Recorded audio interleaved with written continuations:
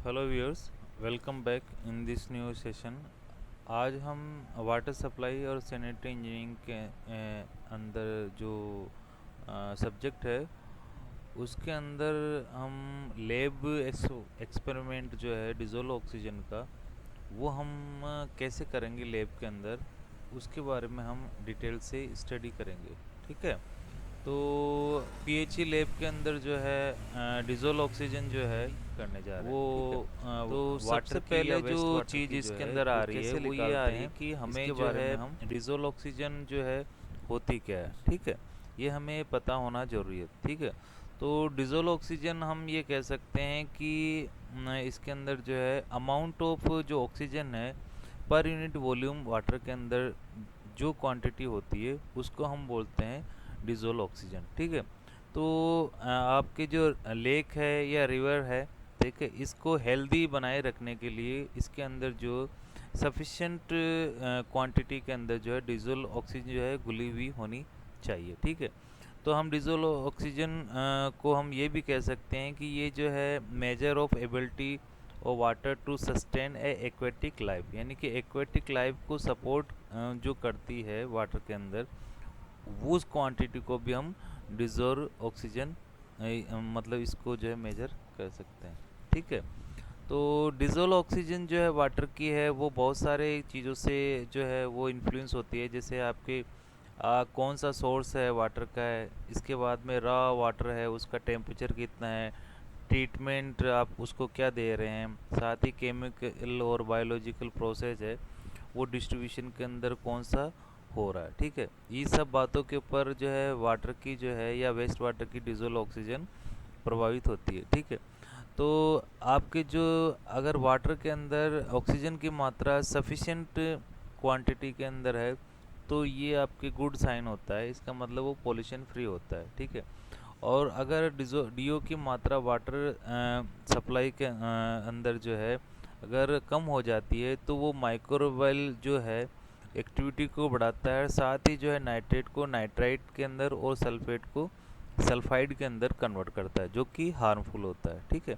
तो इसलिए हमको ये डिजिटल ऑक्सीजन वाटर की या वेस्ट वाटर की हमको निकालना बहुत ही ज़रूरी है। ठीक है। तो जो लेक रिवर और स्ट्रीम होती है इसके अंदर जो हेल्दी लेक है इसके अंदर आपकी डीओ की मात्रा जो होती है वो 8 ppm है वो होती है। ठीक है। और मिनिमम जो डीओ है वो एक्वेटिक लाइफ को सर्वाइवल करने के लिए आपको जो है लेक या स्ट्रीम के अंदर जो है 4 to 5 ppm का होना आवश्यक होता है। ठीक है। तो ये डिज़ोल्व ऑक्सीजन का ये इसके जो इंट्रोडक्शन है। अब डिज़ोल्व ऑक्सीजन जो है अपन निकालते हैं क्यों है, तो जैसे हमने पहले भी बताया था कि डिज़ोल्व ऑक्सीजन जो है अगर रिच है तो वो है उसका जो पानी की जो क्वालिटी है वो अच्छी होगी। जितनी ज़्यादा डिज़ोल्व डीओ की मात्रा वाटर के अंदर होगी इसका मतलब उसका टेस्ट भी जो है पानी का वो अच्छा होगा और वो पीने योग्य होगा। ठीक है।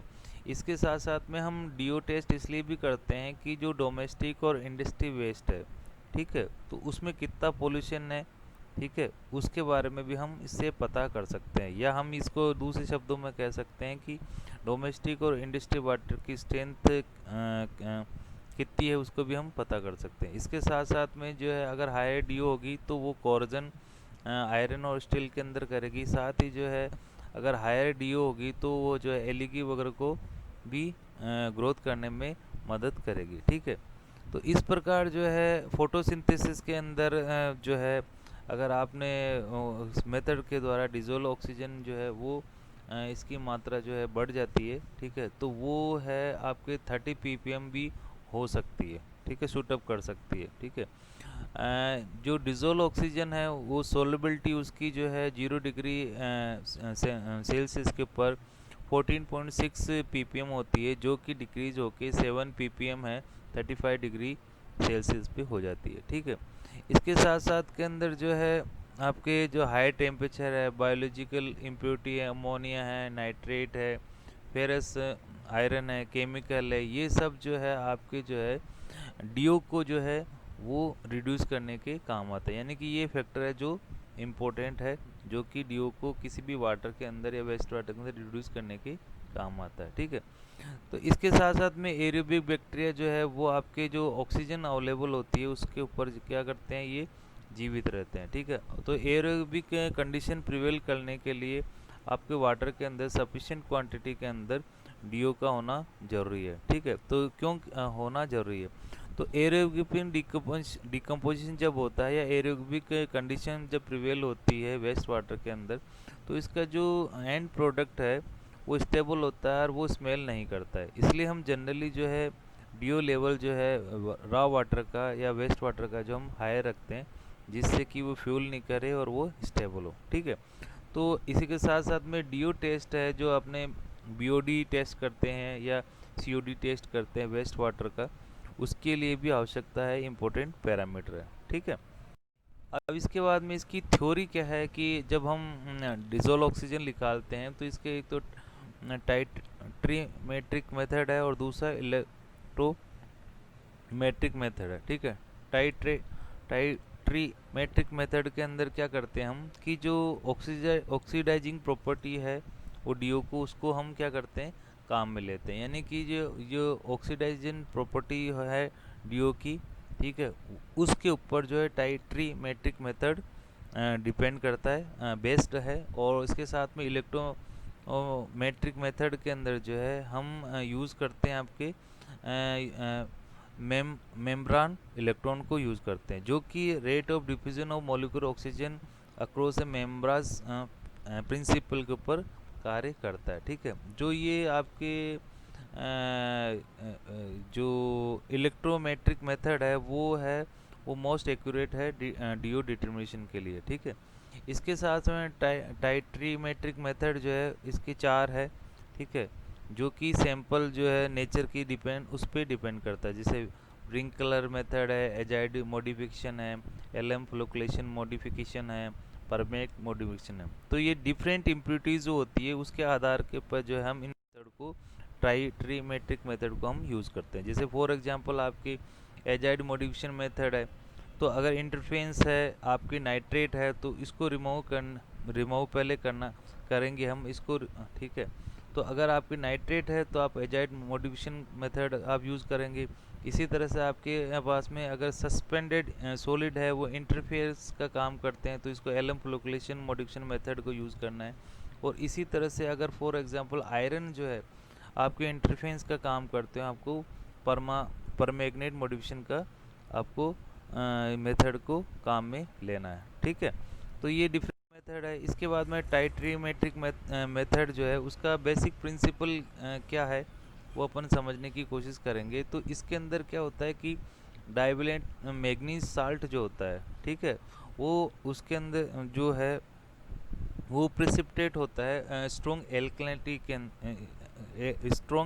एल्कलिनिटी जो होती है उसके अंदर डाइवेलेंट मैग्नीज हाइड्रोक्साइड के रूप में वो प्रिसिपिटेट होता है। फॉर एग्जांपल आपने मैग्नीज सल्फेट है, ये स्ट्रॉन्ग जो है आपने पोटेशियम आपने हाइड्रोक्साइड डाला तो ये मैग्नीज हाइड्रोक्साइड के रूप के अंदर ये क्या प्रिसिपिटेट हो जाता है।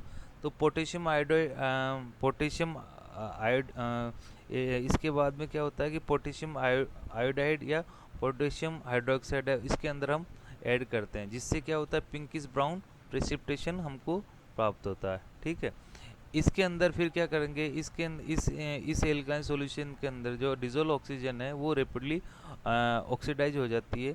ठीक है, और ऑक्सीडाइज होने के बाद के अंदर ये जो कंपोनेंट जो है मैग्नीज हाइड्रोक्साइड है ये इसके अंदर क्या होता है ट्राइवेलेंट या हायर वैलेंसी इलेक्ट्रोड के अंदर जो है ऑक्सीडाइज हो जाता है। फिर इसके बाद में ये जो बनता है ये जो है इसके अंदर क्या होता है कि ब्राउन प्रेसिपिटेट के रूप के अंदर अपेयर हो जाता है, ये वाला ब्राउन प्रेसिपिटेट के अंदर। यानी कि आपने क्या किया कि आपने जब ये डाइवेलेंट मैग्नीज है, ठीक है, इसके अंदर आपने एल्कली सॉल्यूशन डाला तो ये MnOH2 के अंदर हो गया, और MnOH2 ऑक्सीडाइज होने के बाद में ये आपके हायर ट्राइवेलेंट या हायर वैलेंसी हाइड्रोक्साइड बनाता है, ये ब्राउन प्रेसिपिटेट के अंदर ये हो जाता है। ठीक है, ये ब्राउन प्रेसिपिटेट के अंदर हो जाता है तो इसके अंदर क्या करते हैं, इसको मेजर करने के लिए हम क्या करते हैं कि आपको जो है आयोडीन पोटेशियम आयोडाइड इसके अंदर मिलाते हैं। ठीक है, इससे मिलाने के बाद मिलाते हैं एसिड मीडियम के अंदर, ठीक है। तो ये क्या करते हैं कि टेट्रावेलेंट जो हाइड्रोक्साइड जो वापस जो है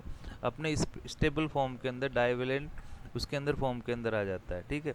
और इस प्रकार जो इक्विवेलेंट आयोडीन है वो ये वाली जो है वो क्या होती है, लिबरेट हो जाती है। इस लिबरेट आयोडीन को हम क्या करते हैं कि जो आपके सोडियम ये स्टार्च इंडिकेटर की मदद से सोडियम थायोसल्फेट सॉल्यूशन के द्वारा जो हम इसको मेजर करते हैं। तो जो आपके लिबरेटेड कंज्यूम ऑक्सीजन होती है, ठीक है, इसको ये जो ये आयोडीन के अंदर जो है वो है आपके इक्विवेलेंट होती है इसके डिजोल्व ऑक्सीजन के। तो इस प्रकार हम इसके अंदर जो है टाइट्रीमेट्रिक मेथड के अंदर जो है सोडियम जो थायोसल्फेट सॉल्यूशन है स्टार्च इंडिकेटर की मदद से आयोडीन को टाइट्रेट करते हैं, और जो टाइट्रेशन की जो वैल्यू आती है वो डिजोल्व ऑक्सीजन के इक्विवेलेंट होती है।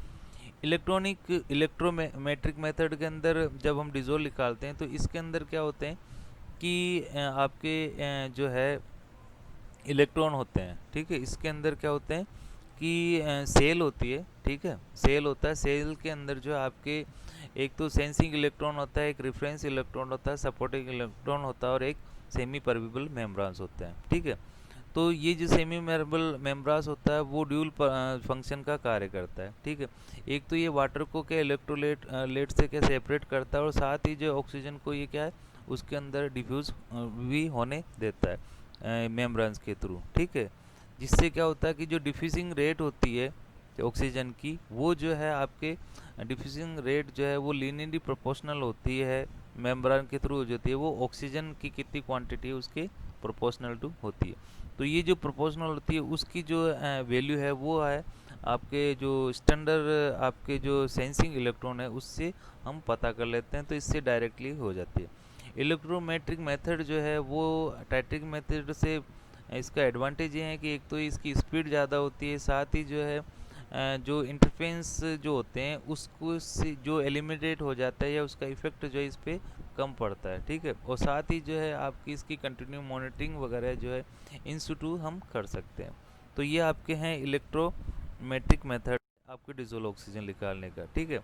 तो डिजोल्व ऑक्सीजन निकालने के लिए आपके ये आपके एक इंस्ट्रूमेंट है, ठीक है, जिसके अंदर ये आपके इलेक्ट्रोड वगैरह ये इंस्ट्रूमेंट है। तो इसके अंदर क्या होता है सैंपल जो है वो manganese sulphate, alkaline iodide azide reagent और फाइनली सल्फ्यूरिक एसिड से क्या करते हैं ट्रीट करते हैं। और फर्स्ट जो केमिकल है वो जो है वो क्या करते हैं डिजोल्व ऑक्सीजन के साथ में क्या करते हैं रिएक्ट करते हैं और क्या करते हैं कंबाइंड कंपाउंड बनाते हैं, ठीक है। और फिर इसके अंदर हम क्या करेंगे एसिड डालेंगे। एसिड डालने से क्या होगा फ्री जो आयोडीन है वो रिलीज होगी, जिसको कि हम जो है सोडियम थायोसल्फेट है स्टार्च इंडिकेटर की मदद से हम इसको क्या कैलकुलेट कर देंगे, ठीक है। तो ये अपने तरीके इसमें अपार्टस क्या क्या हैं, ठीक है, कौन कौन से अपार्टस हम यूज़ करते हैं। जैसे जो भी आपके टाइट्रेशन के लिए अपार्टस की आवश्यकता होगी वो है इसके अंदर भी हम यूज़ करते हैं, ठीक है। जैसे कि फॉर एग्जांपल है कि अपने इसके अंदर जो है आपके ब्यूरेट है, पीपेट है, वाश बोतल है, बल्ब वगैरह ये केमिकल जो है इसके अंदर जो यूज़ करते हैं वो मैग्नीज सल्फेट है, एल्कलाइन आयोडीन एजाइड सॉल्यूशन है, सल्फ्यूरिक एसिड है, स्टार्च इंडिकेटर, सोडियम थायोसल्फेट है, डिस्टिल वाटर है, पोटेशियम आयोडाइड है, पोटेशियम हाइड्रोक्साइड है और सोडियम एजाइड है। ये जब केमिकल है वो हम जनरली इसके अंदर यूज़ करते हैं, ठीक है।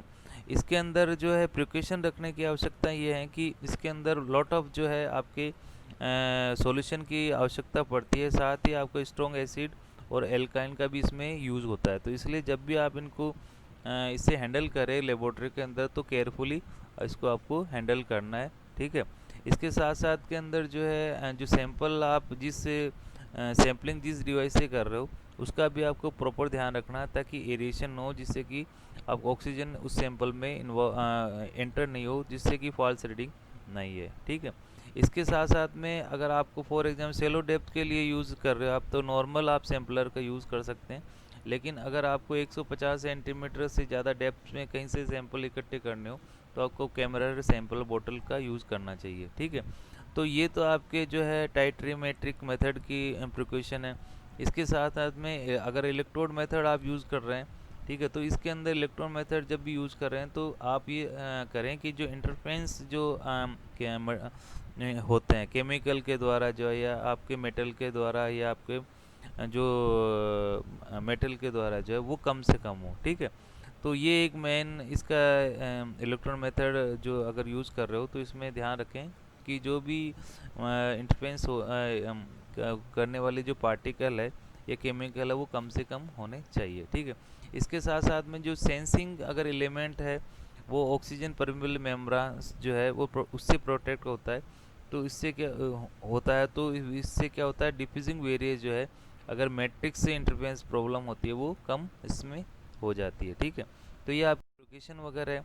इसके बाद में अपन जो है आपको रिजेंट जो है इसमें जब भी डिजोल्व ऑक्सीजन निकालेंगे तो रिजेंट की आवश्यकता इसमें पड़ती है, और वो की बहुत मोस्ट ही इम्पोर्टेंट है। ठीक है।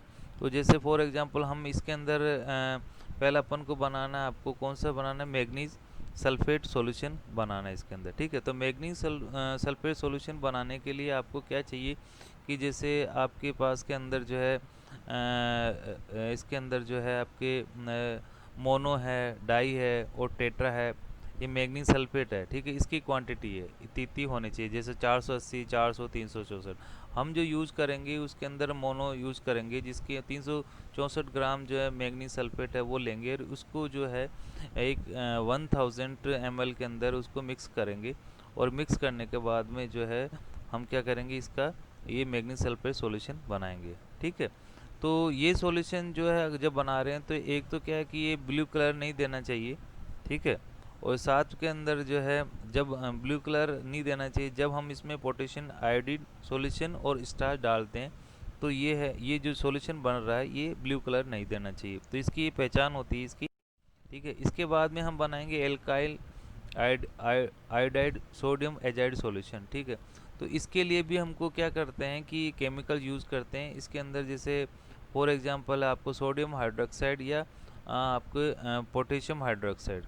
ठीक है। सोडियम या पोटेशियम हाइड्रोक्साइड है, इन दोनों को में से कोई लेना है, या आपको सोडियम आयोडाइड या पोटेशियम आयोडाइड, इन दोनों में से कुछ लें। इनकी क्वांटिटी ले रखी है। तो अपन ने इस केस के अंदर जो है फॉर एग्जांपल अपने पोटेशियम आपने हाइड्रोक्साइड लिया और 150 ग्राम जो है पोटेशियम आपने आयोडाइड लिया। इन दोनों को लेंगे और इनको मिक्स करेंगे, और इसके बाद के अंदर इसको डिज़ोल्व करेंगे, और इसके अंदर बॉईल करने के बाद में इसको कूल करेंगे। कूल करने के बाद में इसका जो सॉल्यूशन है वो आपके 1000 ml हो जाना चाहिए। ठीक है। तो ये इसके होने इसके बाद में हम क्या करेंगे, इसी के अंदर जो 1000 ml बन गया उसमें 10 ग्राम जो है सोडियम एजाइड जो है 40 ml डिस्टिल वाटर से मिक्स करके, और इसी के अंदर क्या करेंगे, हम इसके अंदर डाल देंगे। ठीक है। तो इससे हमारे को क्या मिलेगा, alkyl iodine sodium azide solution हमको मिलेगा। ठीक है।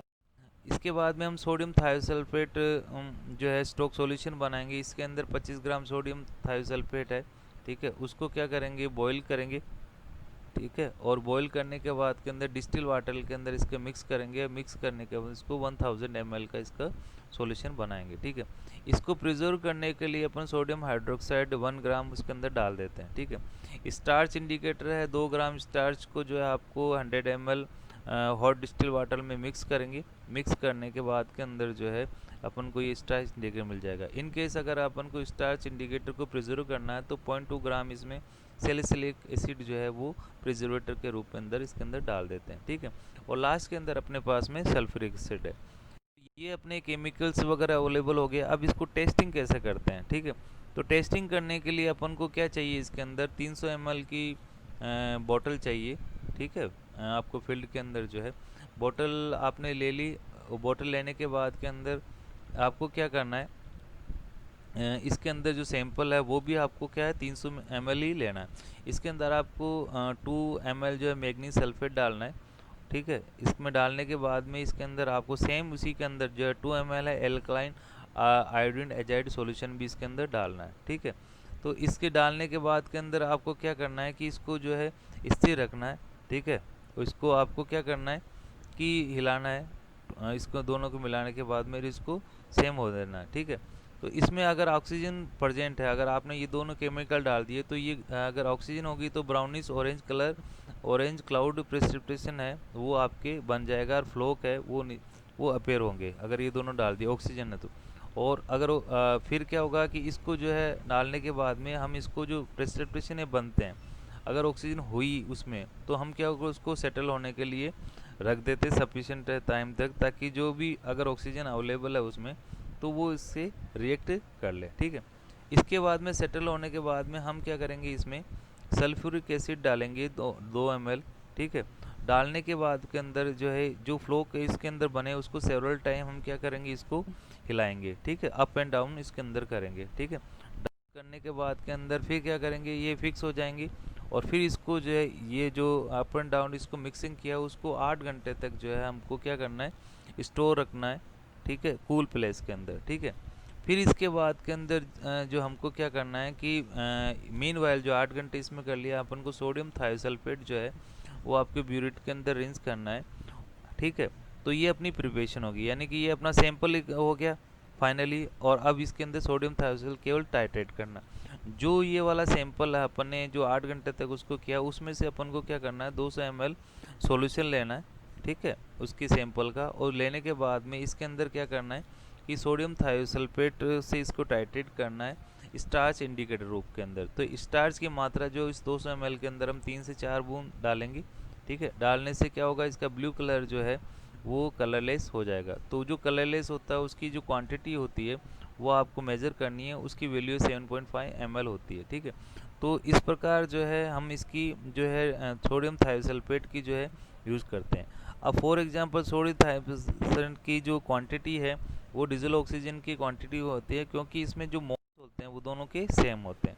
तो इस प्रकार है, ये अपने आपके टेम्परेचर है नोट करना, आपको वॉल्यूम है आपका कितना है वो करना है, इनिशियल रेटिंग, फाइनल रेटिंग, और जो सोडियम थायोसल्फेट है वो कितना यूज़ हुआ है वो आपको करना है। और इसी के क्योंकि मैंने अभी बताया मोल दोनों के सेम होते हैं, इसलिए रिजिडुअल ऑक्सीजन जो है वो भी जितना यूज होती है उतनी ppm ये होगी, ठीक। इसकी कैलकुलेशन करने के लिए आपको सिंपल है कि सोडियम थायोसल्फेट कितना है, इसकी नॉर्मलिटी कितनी है, इसकी वॉल्यूम कितना लिया आपने, ठीक है। तो इसके अंदर आप जब पुटअप करेंगे सोडियम थायोसल्फेट का वॉल्यूम इंटू नॉर्मलिटी इंटू आपके 1000 डिवाइडेड बाय इसका वॉल्यूम, इसको करेंगे तो आपको 7.5 ppm जो है इसकी अपने रिजोल्व ऑक्सीजन मिलेगी, ठीक है। इंपॉर्टेंट है जो कि मैंने अभी बताया मोल के अंदर जो है कि 200 ml sample plus 1 ml sodium thiosulphate जो है 0.025 नॉर्मलिटी का है, तो ये जो है आपके 1 ppm जो डीजल ऑक्सीजन के बराबर होता है, ठीक है। तो इस प्रकार हम डीजल ऑक्सीजन इसकी सैंपल की जो निकालेंगे। ये सब रेफरेंसेस है जैसे निटार चंडीगढ़ की पीएचई मैनुअल वगैरह है, वोकेशनल आंध्र प्रदेश वगैरह की है, इसको हम यूज़ आपको करना है, जैसे SK गर्ग वगैरह इसकी जो रेफरेंस है आप ले सकते हैं। Thank you.